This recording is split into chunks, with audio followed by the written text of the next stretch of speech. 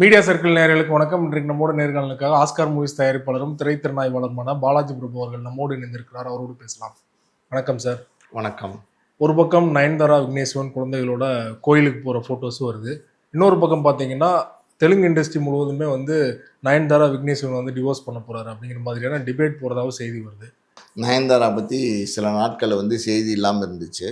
இப்போ மறுபடியும் பார்த்தீங்கன்னா Nayanthara talk of the town ஆகிட்டாங்க. நயன்தாரான்னு நம்ம சொல்லக்கூடாது, நயன்தாரா விக்னேஸ்வரன் ரெண்டு பேருமே டாக் ஆஃப் த டவுனாக மாறிட்டாங்க.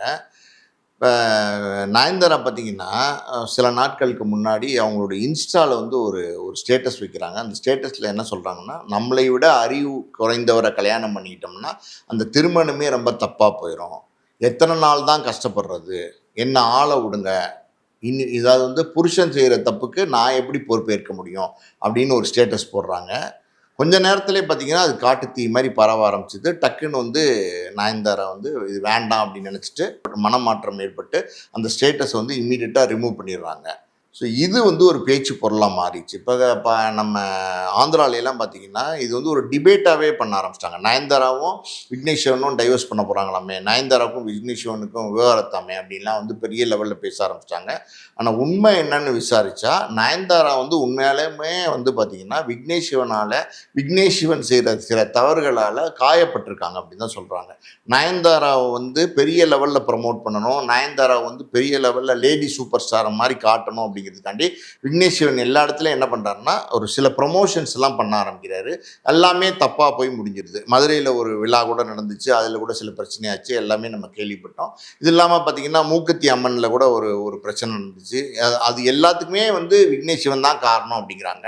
ஸோ நயன்தாராவை ப்ரொமோட் பண்ணது காரணம் அடுத்த கட்டத்துக்கு எடுத்துகிட்டு போகணும் அப்படின்னு நல்ல நோக்கத்தில் பண்ணுறாங்க. இல்லை, நயன்தாராவை அடுத்த கட்டத்துக்கு எடுத்துகிட்டு போகணும் நல்ல நோக்கத்தில் பண்ணுறது ஒரு பக்கம் இருக்கட்டும், அந்த நல்ல நோக்கத்தில் பண்ணுறதை கோமாளித்தனமாக பண்ணி அதுவே நயன்தாராக்கு பிரச்சனையாக முடிஞ்சுன்னா என்ன பண்ணுறது? இப்போ ஒன்றும் இல்லை, இப்போ தனுஷ் மேட்ரு இருக்குது பார்த்தீங்களா, தனுஷ் நயன்தாரா மேலே வழக்கு தொடுத்திருக்காரு. காரணம் என்னென்னா அந்த ஒரு 400 ரவுடிதாவனுடைய 3 செகண்ட் கிளிப்பிங்ஸ் தனுஷ் கொடுக்க மாட்டேன்ட்டாரு. நயன்தாரா கேட்டு தனுஷ் கொடுக்கலைன்னும் போதே அவங்களுக்குள்ள ஏதோ பிரச்சனை, அதனால தான் கொடுக்கலைங்கிறது வெளிப்படையாகவே தெரியுது. அந்த பிரச்சனையை மேலும் பெருசுப்படுத்துகிற மாதிரி எல்லாம் நம்ம பார்த்துக்கலாம், நீ அதை பயன்படுத்து அப்படின்னு சொல்லி நயன்தாராவுக்கு ஐடியா கொடுத்ததே விக்னேஸ்வரன் தான் அப்படிங்கிறாங்க. இப்போ நயன்தாரா விக்னேஸ்வரனுடைய ஐடியாவை கேட்டு சரி ஓகே அப்படின்னு சொல்லி பயன்படுத்துகிறாங்க. அந்த 3 செகண்ட் கிளிப்பிங்ஸை தனுஷ் கோர்ட்டில் வழக்கா தொடுத்து 10 கோடி நஷ்ட ஈடு கேட்டாங்க. அந்த வழக்கை எப்படியாவது உடைச்சிடலாம், ஏதாவது ஒரு காரணம் சொல்லிடலாம். அதாவது அந்த ஷூட்டிங், அந்த படத்தினுடைய கிளிப்பிங்ஸ் கிடையாது, அந்த ஷூட்டிங் ஸ்பாட்டில் நானும் என்னோட புருஷனும் காதலிக்கிற ஒரு சில தருணங்கள், அதை நாங்கள் படம் பிடிச்சிருக்கோம், அதை தான் நாங்கள் பயன்படுத்தியிருக்கோம் அப்படின்னு சாக்கு போக்கெல்லாம் சொன்னாங்க கோர்ட்டில்.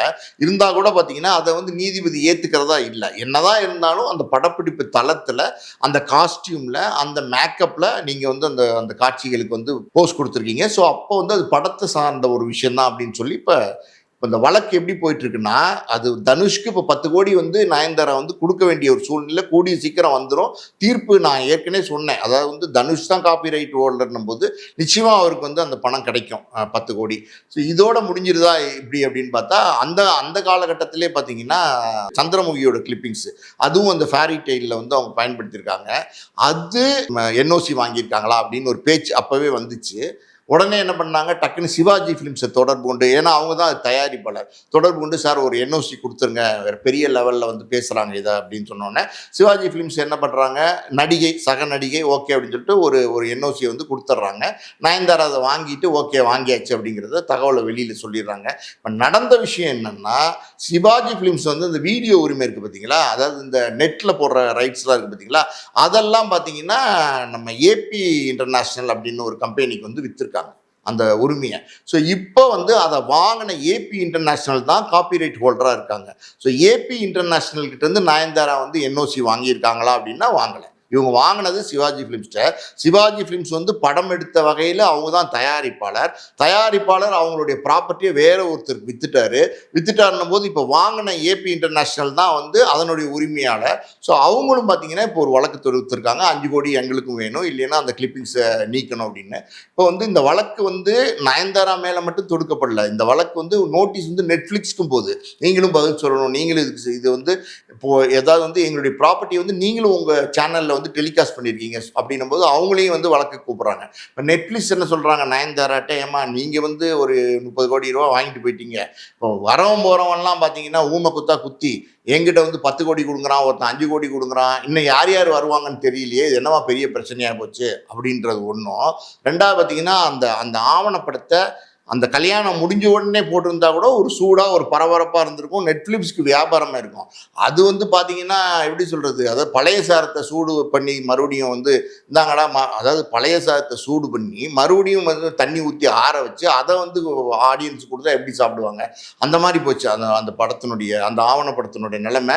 நெட்ஃப்ளிக்ஸ் அதில் கொடுத்த பணத்துக்கே வருமானம் வரல. இப்போ கொடுத்த பணமே வராத போது இல்லை ஊரில் உள்ளவன்லாம் வந்து கோட்டில் போட்டு 10 கோடி 20 கோடினா கோடிகளில் என்ன அவன் என்ன செய்வான். அதனால் நயன்தாராவை பார்த்து, ஏம்மா நீங்கள் ஒன்று எங்கள் காசை திருப்பி கொடுங்க, இல்லை இந்த கண்டென்ட்லாம் ரிமூவ் பண்ணுற அமௌண்ட்டை குறைச்சி கொடுங்க, ஏதோ ஒன்று பஞ்சாயத்து நடந்துக்கிட்டு இருக்கு. இதனால் வந்து நயன்தாரா வந்து பெரிய லெவலில் டிஸ்டர்ப் ஆகிருக்காங்க. இதுக்கு முன்னாடி பார்த்தீங்களா நம்ம பாண்டிச்சேரி கெஸ்ட் ஹவுஸ், அதெல்லாம் நம்ம விளக்கமாக சொல்ல வேண்டாம், நம்ம அதான் சொல்கிறோம், அவங்களே சொல்லியிருக்காங்களே, அறிவி கம்மியானவர் நம்ம சொல்லலை, அவங்க சொல்லியிருக்காங்க.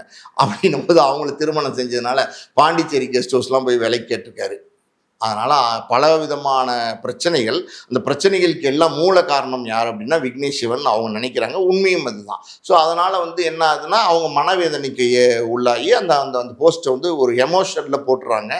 அப்புறம் வந்து ஃபோன் பண்ணி சொல்லியிருப்பாங்க, என்னம்மா இப்படி பண்ணியிருக்க அப்படின்னு அவங்களுடைய ஃப்ரெண்ட்ஸ் எல்லாம் சொல்லியிருப்பாங்க. நிறைய தோழிகள் இருக்காங்களே நயன்தாராக்கு, ஒரு மாஸ்டர்லாம் இருக்காங்க, டான்ஸ் மாஸ்டர், அவங்க இவங்கெல்லாம் இருக்காங்கல்ல.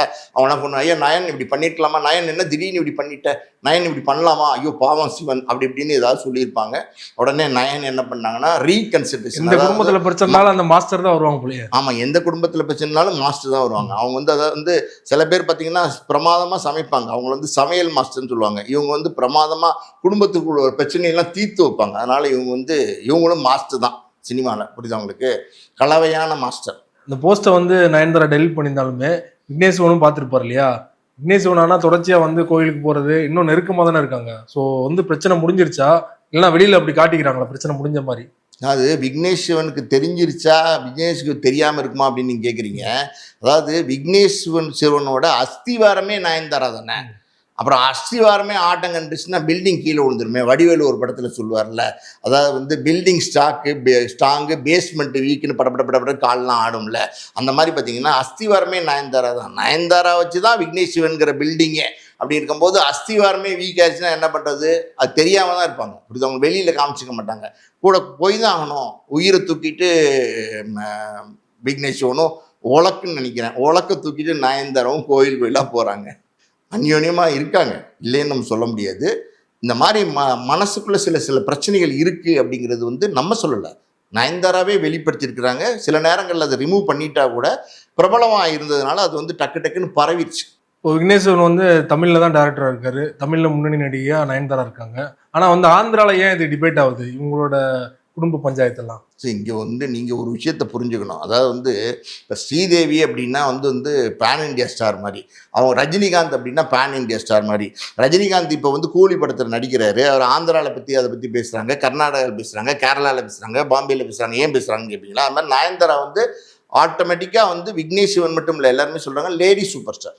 லேடி சூப்பர் ஸ்டார் தானே. இப்போ லேடி சூப்பர் ஸ்டார் நயன்தாராக்கு ஒரு பிரச்சனைன்னா இப்போ எல்லா இடத்துலையும் அதுக்கு ரியாக்ட் பண்ணுவாங்கல்ல. இப்போ lady super star, pan India lady super star, pan India lady super star வந்து நயன்தாரா. அது வந்து நம்ம வந்து ஒத்துக்கிட்டு தான் ஆகணும். ஏன்னா அவங்க அப்படியே அப்படி எல்லா லாங்குவேஜில் நடிக்கிறாங்க. ஹிந்தியில் நடிச்சாங்கல்ல, தெலுங்கு நடிச்சிருக்காங்கல்ல, மலையாளம் நடிச்சிருக்காங்கல்ல, கன்னடம் நடிச்சிருக்காங்கல்ல, தமிழ்லேயும் நடிக்கிறாங்க. அப்போ pan India lady super star நயன்தாரானும் போது அவங்க குடும்பத்துக்குள்ளே ஏதோ பிரச்சனைன்னும் போது பிரச்சனையான்னு நம்ம சொல்லலை, அவங்க சொல்கிறாங்க. அதனால் அதை வந்து சில பேர் வந்து டிபேட் பண்ண தான் செய்வாங்க.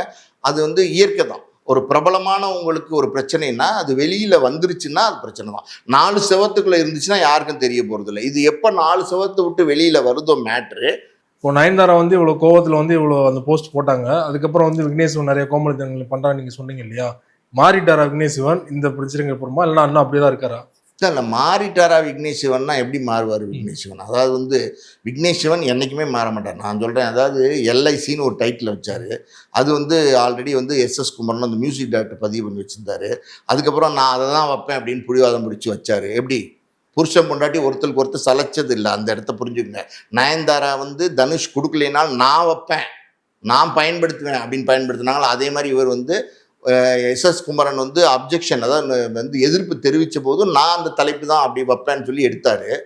எல்ஐசிக்காரனே பார்த்தான், யோ என்னையா உங்கள் பஞ்சாயத்துக்குள்ளே எங்களை கொண்டு வந்து இழுத்து விட்றீங்க, எங்களுக்கு வர ரெவன்யூவே கெட்டு போயிடும் போல், ஒரு கவர்மெண்ட் நிறுவனம் இது, நீங்கள் வாட்டு உங்கள் விளையாட்டு சின்ன பிள்ளைத்தனமாக டைட்டில் எல்ஐசிக்கு அது ஏன் டைட்டில், எல்ஐசிங்கிறது ஓன் டைட்டில், ஏன் நான் பிடிங்கிட்டு விட நீ பிடிங்கிட்டு விடன்னு விளையாட்டா இருக்கீங்க, மரியாதையாக அதை வந்து டைட்டில் விட்ரா பண்ணுங்கன்னு அவனே நோட்டீஸ் விட்டோன்னே இப்போ வந்து எல்ஐசி வச்சுட்டோமே, இப்போ அதை வந்து எப்படியாவது மாற்றினோம்னா நல்லா இருக்காது.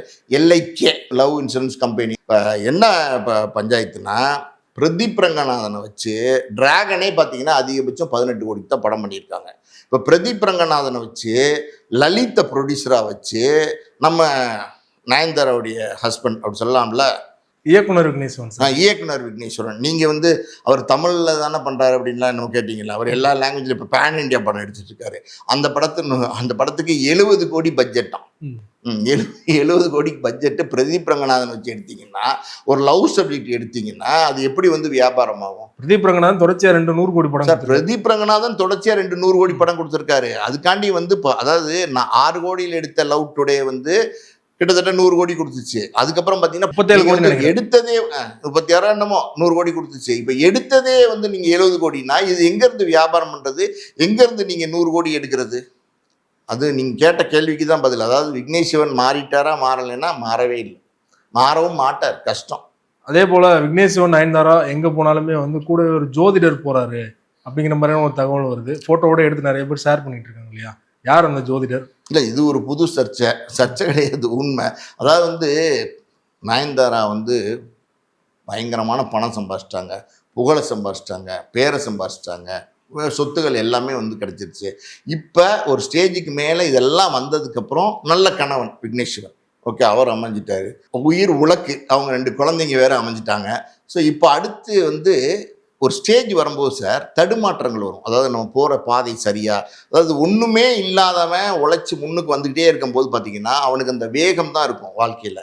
முன்னுக்கு வரணும், மற்றெல்லாம் யோசிக்க மாட்டான். எல்லாமே அடைஞ்சிட்டோம் அப்படின்னு எதை வச்சு சொல்கிறேன்னா, அவங்க வந்து இன்றைக்கி வந்து சார்ட்டர் ஃப்ளைட்டில் தான் போகிறாங்க ஒரு இடத்துலேருந்து ஒரு இடத்துக்கு. ஸோ அந்தளவுக்கு ஒரு உயரத்தை அடைஞ்சிட்டாங்க அப்படின்னும் போது அடுத்து என்ன செய்யலாம், அடுத்த அடி வைக்கும்போது பார்த்து வைக்கணும் அப்படிங்கிற ஒரு எண்ணத்தில் பார்த்தீங்கன்னா இப்போ யாரோ ஒரு ஜோதிடரை கூப்பிட்டுட்டு அவங்களுடைய அறிவுரைப்படி தான் வந்து பல விஷயங்களை செஞ்சுட்டு இருக்காங்க நயன்தாரா. அவர் கிழிக்கிற கோட்டை வந்து நயன்தாரா தாண்ட மாட்டாங்கன்றாங்க. நயன்தாராவே தாண்டினா கூட விக்னேஷ் சிவன் தாண்ட விட மாட்டாருங்கிறாங்க. அந்த போஸ்ட்டுமே ஜோதிடர் கேட்டு தான் போட்டாங்க. அந்த போஸ்ட்டுமே ஜோதிடர் கேட்டு தான் போட்டிருப்பாங்க, அப்படிதான் தெரியுது. ஏன்னா இப்போ வந்து ஜோதிடர் பார்த்தீங்கன்னா கூடவே போறாரு. அதாவது நயன்தாரா, விக்னேஸ்வரன், உயிர் உலக்கு, ஜோதிடர் எல்லாரும் தான் கோயிலுக்கு போயிட்டு இருக்காங்க ஃபேமிலி சகிதமா. அப்படி இருக்கும்போது என்ன செய்யறது? அந்த ஜோதிடர் சொல்கிறத நம்புகிறாங்க, ஜோதிடர் சொல்கிறத கேட்குறாங்க. ஜோதிடர் சொல்லி நல்லது நடக்குதா அப்படின்னு பார்த்தா நயன்தாராக்கு பார்த்தீங்கன்னா எல்லாம் கெட்டது தான் நடக்குது. தனுஷ் ஒரு 10 கோடி கேட்டிருக்காரு. இந்த பக்கம் பார்த்தீங்கன்னா ஏபி ஒரு 5, இன்னும் யார் யார் வருவாங்க, க்யூவில் யார் யார் இருக்காங்கன்னு தெரில, என்ன நடக்க போகுதுன்னு தெரில. நயன்தாராவோட கதை இப்படி போயிட்டுருக்கு. எல்லாரும் என்ன சொல்கிறாங்கன்னா, ஒரு ஜோதிடர் சொல்கிறது கேட்டு தான் இப்படிலாம் பண்ணிகிட்டு இருக்காங்க அப்படின்னு ஒரு தகவல் இருக்குது. அதாவது ஒரு விஷயத்த நம்ம சொல்லலாம் இங்கே, என்ன அப்படின்னா, நயன்தாராக்கு ஜோதிடரே தேவையில்லை, நயன்தாராக்கு விக்னேஷ் சிவனே போதும் எல்லாத்துக்கும். புரியுதா உங்களுக்கு? அப்புறம் எதுக்கு ஜோதிடர்? திருமணத்துக்கு முன்னாடி நயன்தாரா அவர்கள் வந்து நிறைய படத்துல கமிட் ஆனாங்க, நிறைய படங்கள் நடிச்சாங்க. ஆனா திருமணத்துக்கு அப்புறமா நடிக்கிறத குறைச்சிட்டாங்களா? அதுக்கப்புறம் வேற அப்படின்னு நம்ம சொல்ல முடியாது. திருமணத்துக்கு முன்னாடி திருமணத்துக்கு பின்னாடின்னு பிரிக்க முடியாது. நயன்தாராவை பொறுத்த வரைக்கும் எல்லாருக்குமே பார்த்தீங்கன்னா ஒரு காலகட்டத்தில் வந்து பிரபலமான ஒரு பெரிய மார்க்கெட்டில் இருப்பாங்க. அதுக்கப்புறம் அந்த மார்க்கெட் வந்து ஒரு சரிவை நோக்கி வரும். இது வந்து இயற்கை. இது வரைக்கும் பார்த்தீங்கன்னா நீங்கள் சினிமா ஆரம்பித்த காலத்துலேருந்து பாருங்கள், யாருமே வந்து நிரந்தரமாக அந்த மார்க்கெட்டில் வந்து பல வருஷங்கள் நின்னதில்லை. பொதுவாக ஆண்கள் பார்த்தீங்கன்னா 30 வருஷம் 40 வருஷம் 50 வருஷம் ரஜினி, கமல் இவங்கெல்லாம் இருக்காங்க, விஜய், அஜித் அப்படிலாம் இருக்காங்க. பட் பெண்களுடைய மார்க்கெட் வேல்யூன்னு இருக்குது பார்த்தீங்களா, அது வந்து ஒரு 6 வருஷம் 10 வருஷம் 15 வருஷம் அதுக்கு மேலே சரிஞ்சிரும். அப்படி தான் நயன்தாராவும் பார்த்தீங்கன்னா சரிவு ஸ்டார்ட் ஆயிடுச்சுன்னா அது அடுத்தடுத்த புது புது நடிகர்கள் வர ஆரம்பித்ததுனால இவங்களுடைய மார்க்கெட் வந்து கம்மியாக ஆரம்பிச்சிருச்சு. இப்போ வந்து கைவசம் வந்து மூக்குத்தி அம்மன் மட்டும்தான் இருக்குது. ஸோ மூக்குத்தி அம்மன் பெரிய வெற்றி அடைஞ்சிச்சுன்னு வச்சுக்கோங்க. அதே மாதிரி ராஜகாளி அம்மன், பத்திரகாளி அம்மன், துலுக்க நாச்சியார் அம்மன் அப்படின்னு நிறைய அம்மன் பேரில் வந்து நயன்தாரா வச்சு படங்கள் எடுக்கலாம். அது பெரிய வெற்றிகள் அடையலாம். சினிமாவில் எது வேணால் நடக்கலாம். நீங்க ஜோதிடரா மாதிரி வந்து ஃபியூச்சர்லாம் சொல்லிட்டு இருக்கீங்க. நான் ஜோதிடரா மாறல, என்னை நீங்க லாக் பண்ணி விடாதீங்க. இது சினிமா சார். ஒரு ஒரு ஒரு ஒரு குரங்கை வச்சு ஒரு படம் ஓடிடுச்சுன்னா எல்லாரும் அந்த குரங்கு பின்னாடி ஓடுவாங்க. அந்த குரங்கு பார்த்தீங்கன்னா எல்லா படத்துலையும் நடிச்சு அது டயர்டாயே செத்து போயிடும். அந்த அளவுக்கு குரங்கை விரட்டி போவாங்க. இயற்கை. நயன்தாரா விக்னேஸ்வரன் தொடர்பாக பல்வேறு விஷயங்களோட பண்ணி மிக்க நன்றி. நன்றி.